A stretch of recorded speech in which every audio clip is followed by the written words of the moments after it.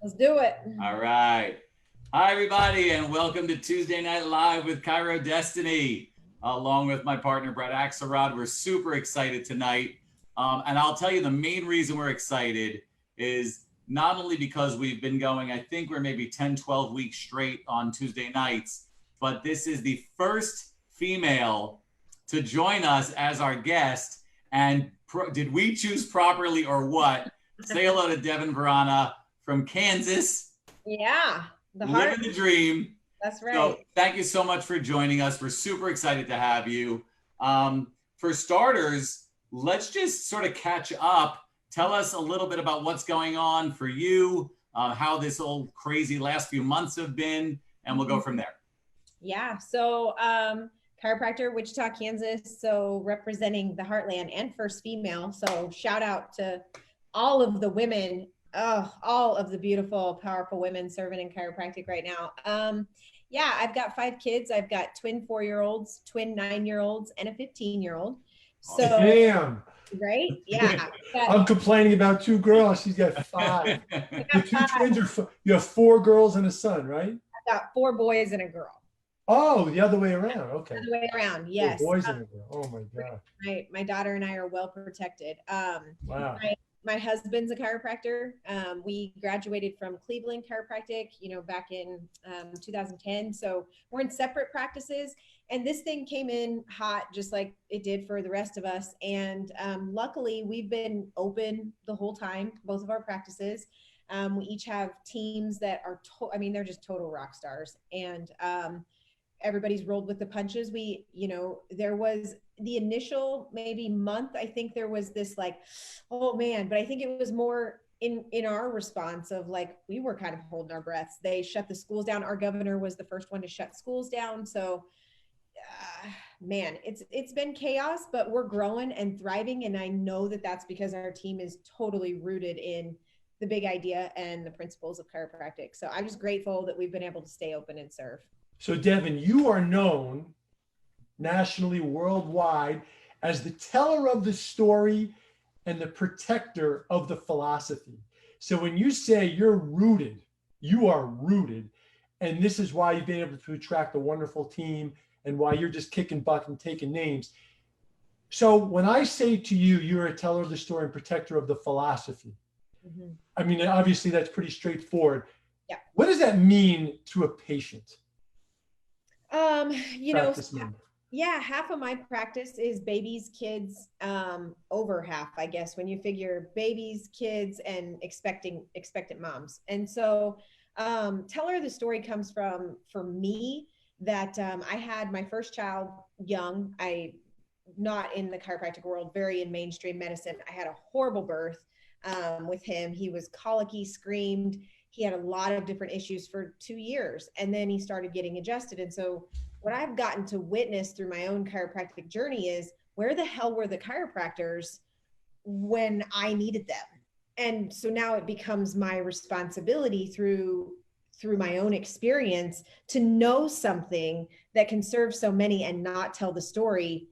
Man, and a question came up at a philosophy night. It was a couple of years ago, and I don't remember who it was, but it was one of the speakers. They said, if you had to choose one, the chiropractic adjustment or the chiropractic story or the power of the truth, which one would you pick? And it was just such a fascinating question to really sit with, because we build practices, we build management groups, we build coaching around the adjustment. And there's a depth to our truth that I believe is why chiropractic still serves this much of its potential. And it's because we have not stepped to the plate when it comes to telling the truth. And that's in our story. Do you feel like you got the story and got rooted enough in school, or did you have to go on your own journey? Yeah, no, God bless their, I say that yes and no. So, I was getting ready to graduate from college, and I was pre-med, pre-dentistry, but I was like, I really hate drugs. I don't want to do surgery. I don't really want to be I shadowed a dentist, and I was like, oh my gosh, this is not what I want to do. I was a single mom, so I knew I had to get in the world and make a life for him and I. And luckily I was a bartender and I waited on a chiropractor. So I waited on a chiropractor. He told me he went to Cleveland. I looked it up and they were having a discovery day. And so I was like, okay, well, so I go to the discovery day, never been to a chiropractor, but I sat in the basement of Cleveland Chiropractic, and Carl Cleveland was up there telling the stories about the Cleveland family and saying the power that made the body heals the body. I will not forget those words. And I went, why have I never heard this? And it changed everything. And so from the roots of my introduction, I got philosophy, but it is not a very, philosophy is wasn't a strong suit then. I'm not there now. So I can't, I guess, really speak to it, but I didn't get a lot of philosophy in school, but I didn't know to go looking for it either. So how did you happen upon knowing, okay, you get out, you just said you got the adjustment, you got the tools to be a chiropractor, but something clicked for you, something happened to take you on that journey? Richard Yinney was probably the first person. So I bartended through chiropractic school, and I had a hand injury. I got it adjusted. I tried everything, couldn't get it fixed. Ended up, my husband was in school at the same time. His roommate was taking acupuncture through Dr. Yinney. Dr. Yinney was a chiropractor who did acupuncture. 2 needles, my hand came back full function. I was like, what in the world? So it takes me to Dr. Yinney. And this man, he was friends with Jim Parker. He was the embodiment of philosophy and possibility. So he was the first one. And then really when it's like Green Book, BJ, Power Made the Body Heals the Body, Expect Miracles, that was Focus OKC with Tim Young, probably 2 or 3 years into practice. Awesome. So, I saw the miracles, and it was the hands-on experience that was teaching me the truth, but real philosophy and roots that came a couple of years into practice. So what advice would you give to a chiropractor? Listen, we're in the middle of a pandemic, obviously. The chiropractors that I've seen, including us, the ones that are really, rooted in their philosophy and their principles and the comprehension of what true chiropractic is and what it can do for people, seem to be thriving, right, in the midst of all of this. What advice would you give to a chiropractor who might be stuck, maybe in fear, maybe going backwards, and they're just kind of spinning out of control? What advice would you give to them from where you were and to where you are now? Yeah, that's such a good question. And I think important for all of us to ask, because I've been, each week I get on a Zoom call with a group of docs around the country. And I have to really put myself in the position of, if I were in school, because some of these kids are students, and if I was in school and this happened then, how would I be? I didn't have a raft then. So I guess I would answer your question in 2 parts. Number 1, do not travel these days alone. Make sure you surround yourself with a tribe. And if they're walking in, if you're fearful, find somebody who's walking in faith. If you feel ungrounded and unanchored, find somebody who's anchored. Wherever you feel weak, go find somebody who's living and practicing the way you want to be, and get real close and ask a lot of questions. So don't go alone. And then the flip side is, a lot of those people don't know what they don't know. So I think it's like, there's a lot of chiropractors walking around subluxated, and I wouldn't say it's not 100% their fault. I would challenge all of the chiropractors who are thriving to grab somebody and to grab a green book and share a few stories and go, hey, have you ever heard of it this way? And, this is where we really need to lean into each other and get busy with our hands and our voices in practice now more than ever. And be willing to light another candle. Yeah, you have to, for one practice to thrive and not be doing their due diligence to serve other chiropractors and chiropractic students right now, we're better than that. Right. And that's one of the impetus for Chiro Destiny, to say, whether you're a member of ours or not, there's nothing we wouldn't do to help a chiropractor. That's our normal song and dance. And over the last few months, we've done everything we can. One of our speakers is a gentleman named Rick Tamlin, who wrote a book called Play Your Bigger Game. And one of the things he focuses on is using your allies. Yeah. You can't do it alone. You have to, look around and utilize the resources around you. And you're a huge resource for people because, you know, even though we've done the whole I'll believe it when I see it, and we all know better, you know, it's the other way around. But for you to be, like you said, walking in faith, when most people are right now walking in fear, have you always been fearless, or have you found a way to transition to understand what fear is and not sort of succumb to it? You know, I'm not fearless now. It's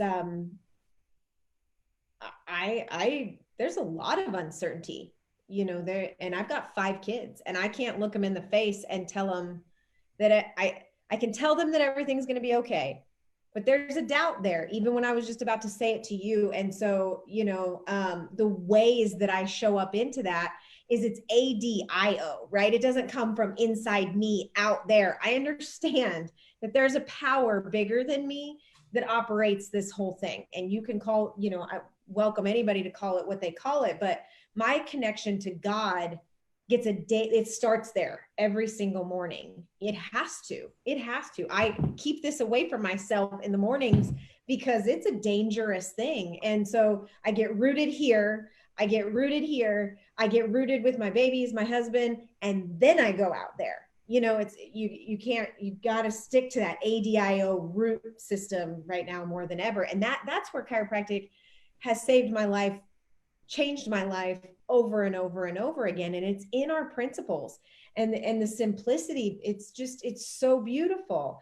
And so to the people, again, the single mom syndrome stayed alive. It still is probably alive and well in me in some regards, where it's like, I got this, I got it. I'll just like power through. And when we get in that lone wolf mentality, we just can't do that right now. You know, we've got to be pack animals. And so I would just encourage everybody to start, you know, seeking out your tribe and asking for those doors to open, and they will. Interesting that you mentioned a higher power and all that. I thought to myself as you were saying it, I guess if you're rooted in that, then there should be no doubt. Right. Right? If you think about it. Yeah. There should never be any doubt. But where do you think that doubt comes from? You know, I think for me, and right now, man, my heart is just all for the mama bears of our world. You know, within the next few days, we have to turn everything in and make our choice for what the next 6 months or next semester looks like. And I'm, you know, planning to pull my twin 9-year-olds from public school, but my oldest son wants to stay eligible for sports. And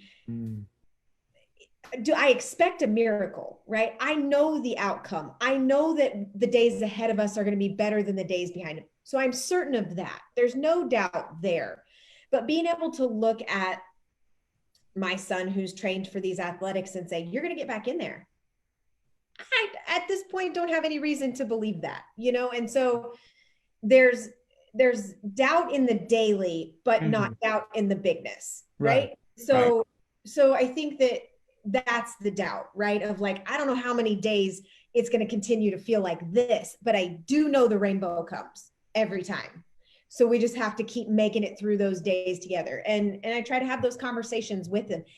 And I'm human, you know, I mean, 100%, man. absolutely. Like, the biggest challenge I think all of us have is the ability or the willingness to kind of let go and let it take its path, and whatever happens is naturally right. As you said, on a day-to-day basis, that's so easy to do, but in the grand scheme of things, you know, it's the right thing to do. So I find that interesting. Joe Dispenza, I went to a workshop of his last year, and he said, you know, we call out for miracles. We call out for them, and we pray for them, and we wish for them, but miracles only happen in the unknown. They don't happen in the known. In the known, it's repetition. It's what we know. We're recreating our past. We are not in that kind of time right now. We are entering a new time, and there's, you know, things that are falling away, but I hold to that of, you know, stepping into the unknown is going to be a really beautiful thing. Just comes with a challenge. So I want to just go in a different direction. So I don't know if you had something else, Brett. No, I was going to actually say exactly the same things I want to know about for practice. Right, exactly right. So the curiosity we have, you know, obviously Brett and I have been doing this for so many years. And when we get to meet someone new that is a fearless, force to be reckoned with in terms of her communication skill. It always, we share a brain. It's so funny. So, and I saw we just both popped up at the same time. I know our curiosity is, how do you take your philosophy from chiropractic as well as your spiritual understanding of above down, and how do you get that through to your practice? How do you, is there a specific system that you've created, or, you know, is it from first visit on? How do you get this through to your patients? So I've been, again, it comes back to mentors. My husband and I both trained under a lot of really amazing doctors for the first 5 to 7 or so years in practice. And the biggest gift of that system, where it was very, you know, we've got scripts and systems, and you want to serve them and make it all about the adjustment. And it was always 10 words or less. Simple is hard. Don't say a lot. Don't lay lecture, just deliver the goods. They came for results. And where that saved me from myself is in the beginning of practice, I was puking all over people. Everybody does. All the newbies do that. Like, I want to take you from day one to happily ever after in the time that we have together right here, right now. And my good friend Dan Rowe, you know, helped really save me from, I mean, there's just been this urgency in me where it's like, I got to do it now. And he was like, Dev, you know, when you're meeting these people, just go in your subconscious, just be good of like, I want to be your chiropractor for as long as God will allow us to share this time. You know, I want to marry the opportunity to serve these people for the long haul. And so it took some of the pressure off that I had to do it all right there, right now.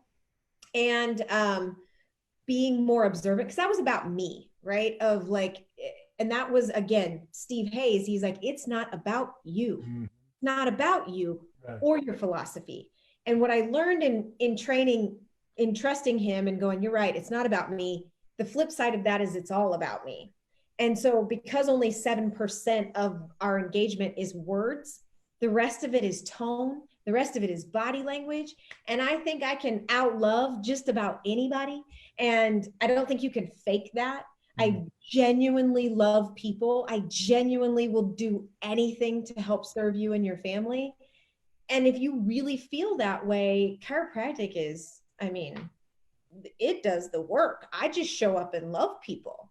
And then I've created systems. If I'm having the same conversation over and over and over again, you need to have some handouts. I don't do lay lectures because I've got 5 kids. In the beginning, I did some, but I just don't have time.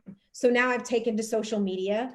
I'll, you know, tell them to email me or say, hey, I've got a private Facebook group. Just come over here. And here's where I share some of the things that keep me vibrantly healthy. Or I have handouts where it's like, here's the thing. I've tried to systematize and clean up so that I'm not repeating myself, because ultimately we all have the same struggles. You know, truth is truth, no matter what. And so I've tried to make that simple, not hard. Well, you took a business reality that most chiropractors won't allow themselves to think themselves as a business person, and for that one entrepreneurial moment that says, if I have to repeat myself, oh man, I'm missing a system. If too many hands are touching the same piece of paper, I'm missing a system. Yeah. Right. And goal wise too, you know, I've had this conversation 3 times this week with different chiropractors of, I think we like to go fast, right? We like the numbers, and it's like, how many people can I serve? When like, it's, you know, what's the depth of the experience? Where are you taking them? You know, and if you know where you're taking them and you got that end goal in mind of like, I want to help free their mind and I want to help strengthen their body. And so if I know, then I can reverse engineer the experience. And so if we're starting a care plan, then I have a halfway point where it's less about the symptoms that brought them in and more about, hey, good job. And here's a little dabble, do you for now. And then at the end, hey, it's up to you. Like I know where I would like to see humanity go. And so I'm adjusting and tailoring how we run things to help get people there. So tell us a little bit more. I want you to expand upon that a little bit more. I think a lot of chiropractors struggle in that they don't know the delineation between, let's say, acute care to Yeah. corrective care to wellness care. As you said, I want to get them to a point where freed their mind, their bodies are working, the nervous system is reconnected, the whole 9 yards. So how do you take them through that process, and how do you know when you've gotten them there, or they're there, so to speak? Because it's a partnership. Yeah. Oh gosh. Well, and since that beautiful friend of mine freed my mind of like, maybe you never get there, right? Like, Right. I'm not there. Right. So if I'm not there, then we're all on this beautiful like expansion thing. So from a practical standpoint, one of the biggest things is I quit getting upset that they were coming in with symptoms, where it was like, Yeah. I meet them absolutely wherever they're at. And because I have such a family practice and, it's not always symptoms, it is different. And so I've learned to mold that first experience and really ask good questions in paperwork. If your paperwork does the job, you shouldn't have to talk a lot on day one, right? So get good paperwork. Don't make if you're asking 25 questions, you shouldn't have to do that. You should have that in your paperwork. So my paperwork does a good job for me. And then it can be all about the heart, where it's like, what's up? Where I can be me because I have the information that I need. So I don't have to be here. I'm all here. And being able to put your hand on somebody's shoulder, or being able to look them in the eyes and say, I am so honored for a chance to help. You've been through a lot and I'm glad you're here. Versus like in their face with philosophy, I've made that mistake, or in their face, even quite frankly, with enthusiasm. When you look at, I've learned a lot with Tony Robbins and the ideas in NLP of mirroring. If I come in and I'm like, hey, what's up? It's so good to have you. It's like, that's not compassionate. Nope. That is not kind for someone who can't stand up straight and has pain shooting down their leg. So it's understanding that like, I'm going down in to meet them wherever they're at. And then I can go, hey, I see you. I hear you. You are in the right place with certainty. And I believe that. I believe that they're in the right place. So it makes it easy. I'll have to prove it because they can feel it. And so then it's like, all right, let's get started. Day one, I do a short, simple exam. I'm looking at their history. I mainly do diversified and specific prone when it comes to adjusting. I like to move bones. So I like the adjustment. I love the connection and setting people free with that. But I don't adjust a lot on the first visit. So this first visit to me is all about connection and really looking into the soul of the situation and going, you're here. This is what you've been waiting for. Good to have you. Welcome home. Kind of an experience. And then taking time to look at what they actually need and having a foundational care. And for some people, it's 30, 60, 90 days typically for me. And that's phase one, and that's what I call it, is foundational care. And we do a check-in at the halfway point. And again, it's like, you're making great progress. And something Brad Glowacki said is like, there's going to be a start to care and there's going to be an end to care. And then you will decide where you go from there. And so active care, I'm being the doctor, and I'm laying it out. This is how often you come. This is what you can expect. All right. And I'm dictating, but about halfway through, I'm reinforcing that. And I really want them to start to take control. I don't believe we get to the holy grail of what chiropractic can do by handholding. Another one of my favorite quotes is, the doctor of the future is the patient. To truly set someone free means you hit a point where you don't have to tell them to come back. They want to. And that, that's the light bulb. That's the moment where it's like, I'm not coming because I'm broke and you need to fix me. I'm coming because when I come here, I come more and more alive. And so that last day of whatever foundational is, when it's like, okay, did you get everything you came here for? And I have a exam sheet where they tell me that. They tell me that they've had a 9 out of 10 or a 10 out of 10 experience in our office. And that's when it's time to say, okay, now I'm a chiropractor. I'm married to a chiropractor, so I'm biased. But here's where care goes into your hands, and you get to choose what wellness looks like. I would recommend once a week for everybody on the planet. We have a system for that. If that interests you, Jessica's going to go over that. Minimum every 3 to 4 weeks max. Corona time, I'm telling it, I'm not really even saying that anymore. I'm just saying once a week is what I recommend, but it's your body. It's your choice. And I hope by now you understand the power that comes when you take care of this machine. So from there, it's all yours. I love you and I'll always be here for you. And there's no, it's not, I don't pitch. It just is. You must have a ball in practice because, you could hear, chiropractors' eyeballs just fell out all over the country because you're coming from such a place of certainty because you're serving, you're not surviving. Yeah. You're not looking at numbers and saying, can I pay my rent? You are saying, how many people can I get my hands on and my heart with to serve the people? And because of your authenticity, you don't have to worry about where the next new patient's coming from because it's coming from above down. It's coming through you.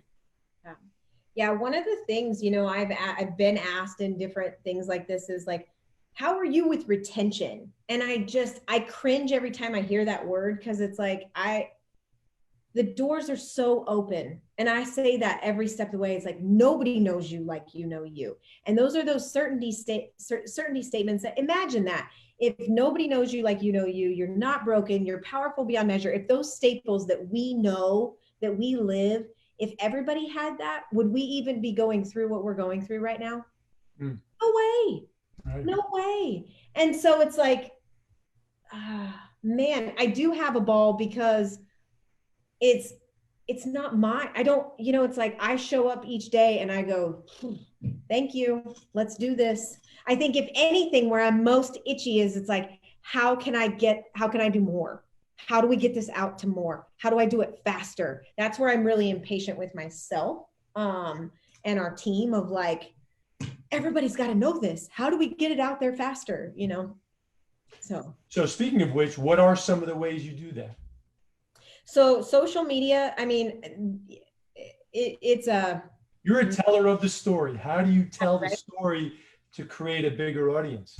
Yeah, I mean, so I am blessed with a group of, I'm in a mastermind right now where one of the things is like, you got to go live from some, like whether it's your private Facebook group or your page. And so I've been more active on social media since March than if you look at my history. I've never been this active. And it's because of, it's like, I just want to go in there and adjust the frequency of social media. I want to adjust the Facebook frequency by doing a quick couple-minute live and going, I don't know who this is serving, but here you go. I mean, I've picked up green books and read just a few things, or that's how you guys found me, was I had a piece of blue rock and I was smashing something in a trash can going, guys, you can't keep this anger inside of you. So I'm just finding ways of like, what do I actually feel in my own system? And what am I doing that maybe not everybody knows how to do? And so just finding little ways of not that I need to sell my practice, because my practice takes care of all that, but it's like, how do I live this thing? What is the big idea? What does living it look like? I recorded some conversations. This was big. I just asked my 15-year-old a series of questions and we were recording it. That's been the most beautiful gift of this whole journey, was hearing my oldest son say he has no fear.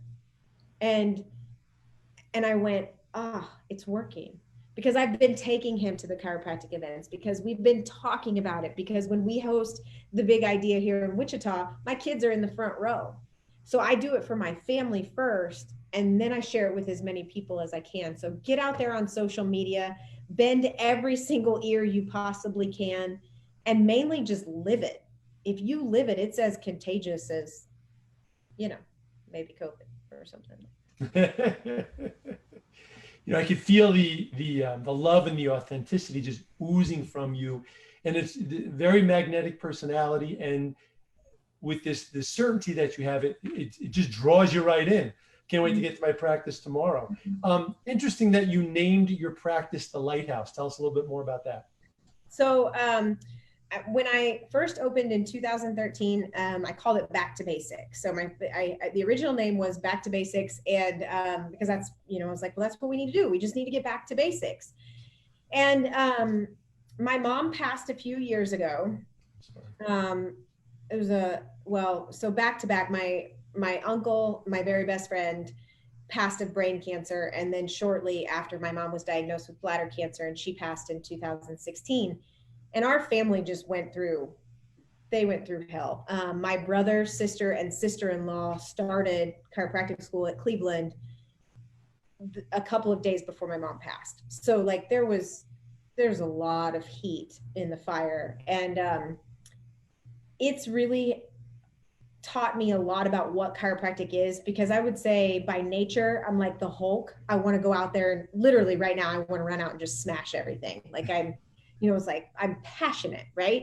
And I want to go out there and I just want everybody to get it. And my mom was the most peaceful Mother Teresa, namaste type figure. And she was just, she's like, your job is not to have them get it. It's just to be a safe place in the storm. And that's the way she lived her life. She served in domestic violence, and that's what she was. And so for me, like, this light bulb came along when we did the big idea a few years ago, and I've been drawn to it. And it's like, that's what we do. We turn their light on and we keep light in the dark.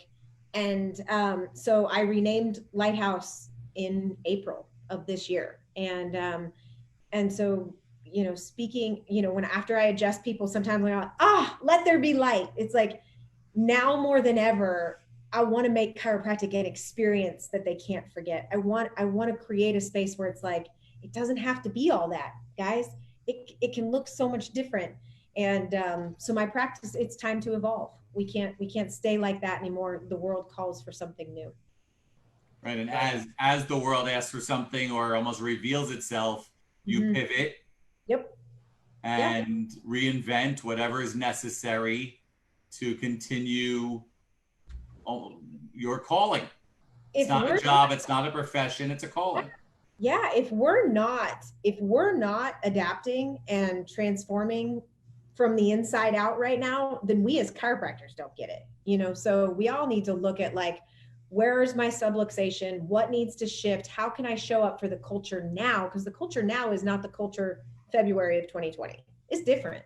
Yep. And there, speaking into that survival space, like, you're safe, your feet are on the ground, your body is so powerful, meeting them down in survival mode. Because, if you try to like thrive in wellness from the get-go, people are just trying to get through the day right now. So we've got to reverse, well, not reverse, but we've got to shift. Well, I think that's what it's forcing us to do right now. I mean, this pandemic is forcing people to look at health completely different. We've talked about our profession, talking about what chiropractic can do for humanity in terms of increasing immune function and all of that.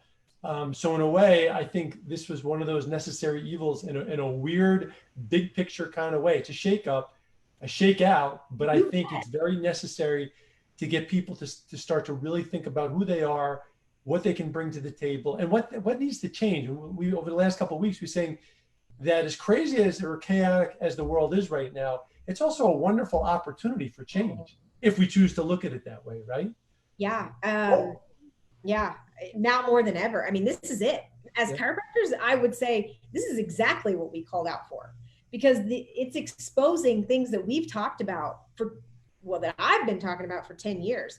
It's uncomfortable. One of the questions this weekend in podcast I was listening to, it said, that your level of discomfort is directly proportional to your entanglement and reliance on the old systems. And I had to sit with that, because I was very free, I feel like, of, the medical or healthcare system and its dysfunction. But man, there's so many more layers going on here right now. And so we're going to have to be comfortable in the discomfort for a little while.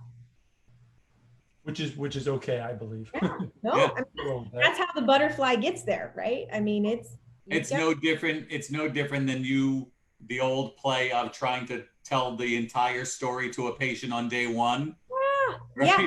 So funny. It's okay to just be and just breathe, and it's a process. It's hilarious. The irony of like, healing takes time, right? So if I broke a bone, I would not be like, hey, heal. Would you just heal already? It's like, that would be asinine. Like it takes time. It takes 6 weeks. And that's just science. That just is. Well, we're broken right now, and we're going to have to let this thing heal and be patient. And pain is a very good teacher. So In closing, I'd like to know, what are your top 1 or 2 green books that you would recommend for man. someone who has never read a green book? What would like the top 1, 2, or 3 green books you'd recommend? Well, Life Without Fear is right here. And it's, yeah, I mean, especially right now, Life Without Fear. And then I would say the most pivotal, the very first, Bigness of the Fellow Within, the story of that something. Yeah. The story of that something. I mean, I read that a lot. That one just, that thing, that something inside of you, like it just shakes me every single time. That's awesome. So in the interest of time, as we come to a close, I always like to ask the one question: where do you see chiropractic in the next 5, 10, 15 years from now? Oh man. Yeah, I mean, I think what a beautiful time to ask this. I don't even think I could put limits on it, because if I tried to define it, I I think the amount of acceleration chiropractic could step into right now in service has never been primed like this. I think we could go from the 10% to the 90% in the matter of that 5 years if we got to work. And I think that's with our story, number one. And so I think we'll be at the forefront. I think we'll remind humanity who they are and what they're made of, and we'll catch them in the fall and show them how to stand back up. So I see us in the leadership if we do what we're capable of doing. So if you had to look into the camera and you got the ear of the profession, you have all these chiros, some of them in practice, 30 plus years, and some of them practice 30 plus days. Yeah. What would you say directly to the chiros? Yeah. Get busy yesterday. Get busy with your hands, get busy with your hearts, get busy with your voices. And love more. Be more compassionate. We forget how far we've come. Even in telling my story here, it's like I got a decade to climb up the layers, and I expect people to make that leap in a day. It's not going to happen, So be patient. They're doing the best they can. So get your ass to work, number one, and have some fun doing it, because it should be a blast. If it's not fun, you're not doing it right. So you had mentioned, as we close it out earlier, you talked about chiropractors need to get with a tribe. That's one of the reasons why we created Chiro Destiny, was we've created a tribe. And so for chiropractors, so they're not alone, they can get help in any aspect of their practice. And it always starts with, what is it that you want, getting clear about who you are and what you want to create, number one. Number two is, what's getting in the way of you creating that? It's always here. So we help chiropractors break through those fears, break through those stuck points. And so again, communication skills and procedures and policies, you talked about paperwork and all the left brain stuff. But clearly coming out of you tonight, which is what a lot of chiropractors have forgotten about or missed the boat completely, which is your compassion, your love of chiropractic, your passion for it, your willingness to meet people where they are. Just look them in the eye and connect with them on a heart-to-heart space. Everything else will kind of take care of itself. But if you're able to get back to those basics, which is the name of your first office, and then you become a lighthouse for them, right? A shining light, which is the name of your second office. And what connected the two together was your heart space. Yeah. Right? Yeah. That's what I got from you tonight, sitting with you, this authenticity just oozing out of you. I know that if I were in your office, I would be your patient forever, because you would look me in the eye, you would love me up, I would feel that compassion, that love. And to me, that builds a practice quicker and faster than anything else. But then if you learn to combine it with all the other stuff we've been talking about, man, it's a home run. So no wonder why you're so successful, not only as a chiropractor, but as your life, your family, your children, your husband. So important, because when we teach chiropractors, for us to have it all, and I know that sounds cliche, but it's really about having a great family life and a great practice and putting it all together. And as you mentioned before, you're a human being with feelings. You're allowed to fear, Right. Have some fear and doubt occasionally, and that's okay. But as Susan Jeffrey says, feel the fear and do it anyway. And that's what I got out of it tonight. And I hope some of the chiropractors that are members of ours or potential and so forth that want to learn more. That's why we do these Tuesday nights every week, to help chiropractors feel they're not alone, saturate their minds with not just positivity, but real action steps that they can be taking. Yeah. So. And I just got to commend you guys. I mean, from our quick little chat before and now, I mean, you guys are just so much fun. And it's, it's chiropractors, we're the rebels, we're the misfits, right? For the most part. And so we do that lonely road thing. And so I commend you for creating that space for people, because we go farther if we're not reinventing the wheel every time, from the very beginning. So, so thank you for being a space for people, because that's the only way we get to our potential is together. Absolutely. I know our look forward to many more interactions together, and obviously our mission and your mission match up about as perfectly as they can. You're not only delightful, but your vision is contagious. And I know there's a lot of chiropractors and probably some just lay people as well that are going to watch this tonight and get inspired that in probably the most uncertain times of their life, there's a place to get grounded and to feel a little better about themselves and who they are. And that, not only the power from above, but the power inside is going to get us through this. Yeah. So on behalf of Brett, the rest of our Chiro Destiny team, and I'll be as bold as to say, to speak for chiropractors around the country and around the world, we love you. You're awesome. We can't thank you enough, and we look forward to seeing you again soon. Bye, everybody. Thank you, Good night, guys. everybody. Thank you.